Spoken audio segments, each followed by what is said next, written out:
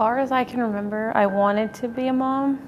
I loved watching the interactions with moms and their kids, and I wanted to learn as much as I could about being a mom.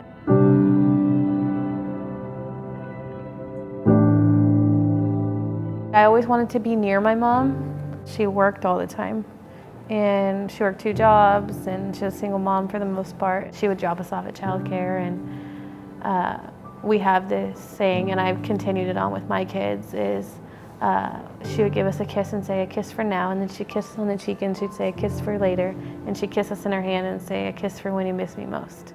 But when my dad was around, she was a completely different person. She wouldn't let us touch her. She wouldn't let us near her. I was 13 when she passed away. In the earlier years, probably between, I'm gonna say 2 and 4, my parents had gotten into drugs. My dad had hit my sister with a belt and left a mark on her, and they called DHS.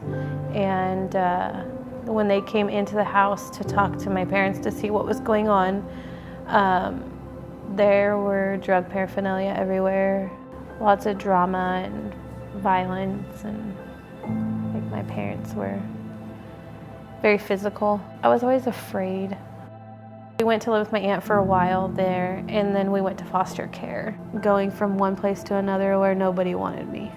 I was about, I'm gonna say 8 or 9 years old when I was sexually abused. There's times that, like, when I have flashbacks and stuff, like, I blame my mom. I'd like to ask her why. Like, why didn't she protect us, or why did she let it happen? We came from lots of yelling, physical punishments. Josiah and I are trying to break that cycle with our children.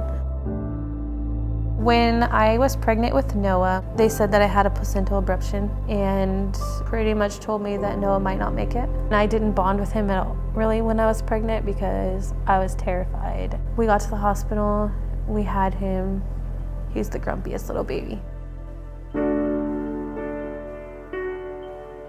A Family Building Blocks representative came in the room and asked us if we wanted to partner with Family Building Blocks. She's like, "I'll write your name and phone number down," and she's like, "Give us a call if you decide you want to do it." And I had talked to Josiah, and I don't even think I got 10 words out before Josiah was like, "Yes." I don't even think the lady had left the hospital before he had me call back, and we had told him that we were interested.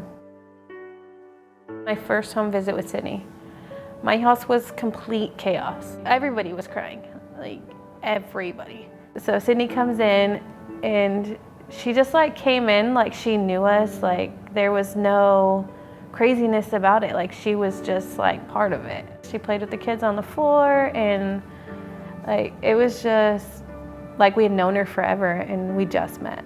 In working with Elizabeth and Josiah and trying to help them cope with both of their pasts, and Elizabeth sharing pretty early on in our relationship that she was trying to cope and deal with the abuse that was inflicted on her as a child. She really wanted to know how she could move forward. She felt that that was kind of holding her back, and that she wasn't able to be a good parent because she didn't know what that looked like.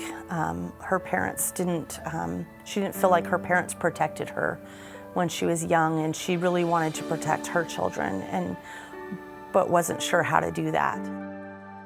I would describe my Family Building Blocks home visitors as supportive, caring, amazing. They're definitely amazing. He's very outgoing, he makes friends very easily, and everybody is his friend. It's actually kind of an inspiration, because like knowing that he's so resilient and knowing that he can make friends with anybody kind of shows you that you can too, even if it's hard. The therapeutic classrooms have helped with his vocal skills. Another one. I got a big one.